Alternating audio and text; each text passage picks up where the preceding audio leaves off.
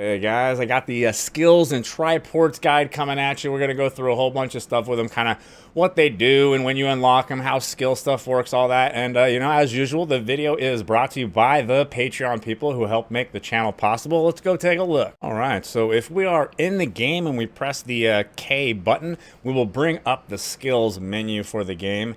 And we're going to go ahead and take a look here. One of the first things I want to make sure you know is this game is really just so nice to you in a lot of ways that other games aren't. You can respec your skills for free, forever, as much as you want. You could even respec them inside of challenging content like towers and guardian raids, but you can only do it inside these like yellow, recharge stations. I'll give you a little video of what they look like before we're out of here. All right, so we are inside of a Guardian Raid instance right now. You're going to start inside this thing. This is what I was telling you about.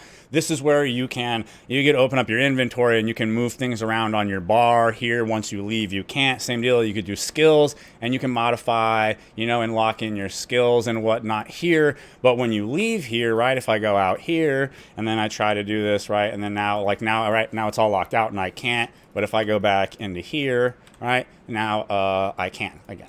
See, so this is what I was talking about.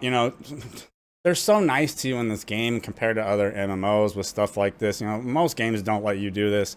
I really, really appreciate things like this in this game. I'm just going to very quickly touch on runes. I do have a rune-specific guide if you want to know a little bit more like how to get them.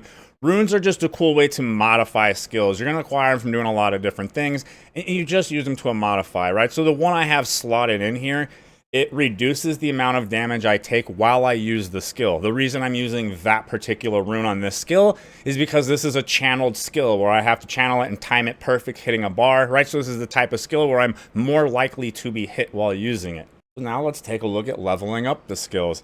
Like I said, this is free, it doesn't cost you anything, and you can go up and down as much as you want.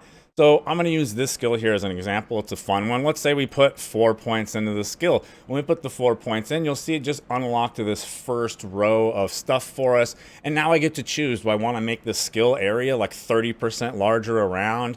Do I want to have the, skill suck things into the center of it while I do it? Or do I want the ability to jump 8 meters across the screen before I stick the sword into the ground? This is usually my favorite one to take right here. And what we're going to do next is I'm going to pop up into the training grounds to show you the stuff, only because the training grounds allows you to instantly reset cooldowns on skills, so it'll be really good. But I want to make sure you know that like you don't have to be in the training grounds to do this stuff and reset skills and everything.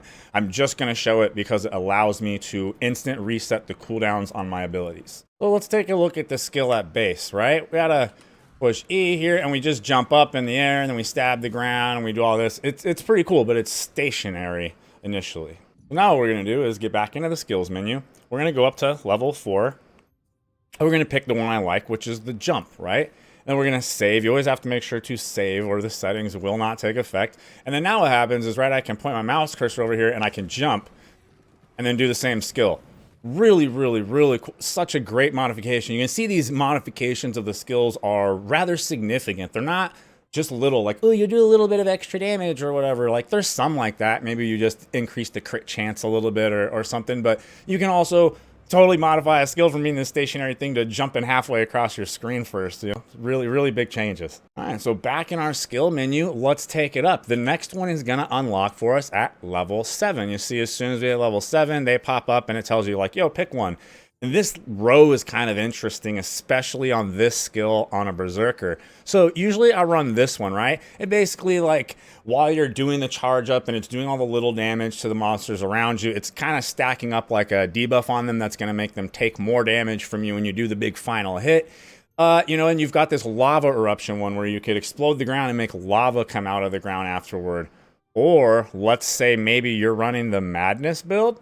If you're running the Madness build and you're always capped under 25% HP, well, this one makes it so if your health is under 50%, the damage of the skill is increased by straight up 80%, right? So if you're running Madness, you definitely take this one. If you're not running Madness, you pick which one of these two you like better. Just for fun, we'll kind of show you what the lava eruption one looks like, and we'll lock that in, and we'll close out, and then we'll do our skill again, right? We still get to do the jump, and then now it's also got the lava modifier to where I leave this lava pool on the ground afterward. It's a really cool, fun system. All right, back in the book again. Let's take the skill up to level 10. Unlock our final one here. We've got two different options on this one, and they're both really interesting. Let's take this one. The ground flip is going to be your big, massive damage increase on the skill. Usually this is what most people are going to run. And then again, we have all three of those powered up now, right? So I do a jump, I do that, I leave a lava trail on the ground afterward, and I do that double, just like break the ground explosion thing, you know, super, super cool. Now, I was telling you before too, we can instant reset the cooldown on our skill. We'll come back in here, and this time let's try this. This one's completely different. This one lets you make the skill not have you know, like a longer delay. You don't have to charge it up, right? Now you just jump and you boom, boom. All right? Just completely change the skill. You know, they're very, very significant. It's a really fun, cool system. I love it. I love that you can just change and respec them whenever you want, and it's free, right? They're not milking the gold and the silver out of you like New World. You know, the big tease there. You can respec your shit, but it costs so much money that like I felt like I was, you know, I'd make the, you know, the money from the war, but I'd lose all of the money for the respec for the war before the war. So it's just a terrible dog shit system. This is much better. Another quick little example I'd like to show you is there are differences between your skills in PvE versus PvP. Let's use charge as a really good example. My charge skill on the Berserker. You know, if we hold Alt on the skill, it switches over to what the skill is like in PvP. You know, it's going to have different damage numbers and this and that, especially on like some of your really big burst skills. And some of them might even do more damage in PvP than PvE, depending on the skills, because they know which skills are good for PvE and which ones aren't. So not only do the skills have like slightly different variations for in PvE versus PvP, and the skills you're going to choose to slot on your bar are obviously going to be a little bit different for each situation. Like I literally run a totally different setup for Chaos Dungeons, a totally different setup for boss stuff, and then a totally different setup for PvP. The shoulder charge is a great example because let's say in PvE, your first Triport level here that you get at level 4 that gives you a shield is actually a pretty decent option. It's honestly really good. You know, get you that little shield. You know, there's not a lot of healing and stuff in this game, but what I'm going to show you is, see, when you do it, there's a little delay on my charge now, right? This makes it trash for PvP. So we'll reset the cooldown, open it back up, and for PvP, usually what you're going to do is you're going to take the one that makes it go farther, and then you're also going to end up leveling all the way to 7, and you're going to grab what's called continuous charge. It makes your cooldown longer on the skill, but now it goes farther, and you can do it twice in a row. You can see how this is obviously going to be really good in PvP for catching people moving around, mobility, but you wouldn't want to waste this and get the longer cooldown on the PvE version of the skill. Now, that's pretty much skill tripods, like, or triports, whatever they call them, summed up for you right there. One of the important things I want people to know is you cannot level up the triport levels in tier 1. You can't even do it in tier 2. I see a lot of content creators are putting out all this information. It's like based on tier 3. I get all these confused questions from confused people. You can't.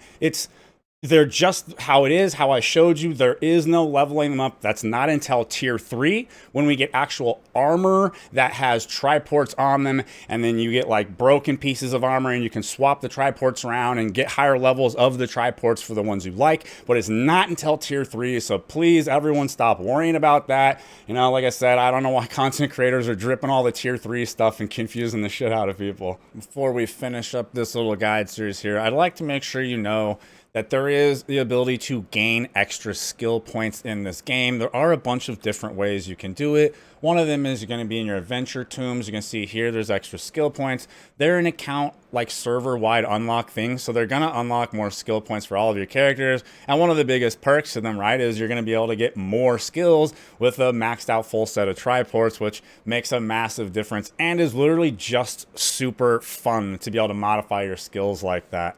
If you are looking for a little bit deeper dive on this, how to get more skill points, I've got a whole guide on that, of course. And then again, on the runes, if you're looking for a little bit more in-depth explanation on how to acquire all the runes and stuff, there's also a guide on that as well on the channel in the playlist that will be linked off at the end here. Thank you to the Patreon people who helped me be able to do this without having to accept, you know, crappy sponsor deals or make sure to push a video unnecessarily long just to try to get that monetization number. You know, if you enjoy my content, maybe hit me with that like, comment, subscribe. I would really appreciate it, and I'll see you guys in the next one.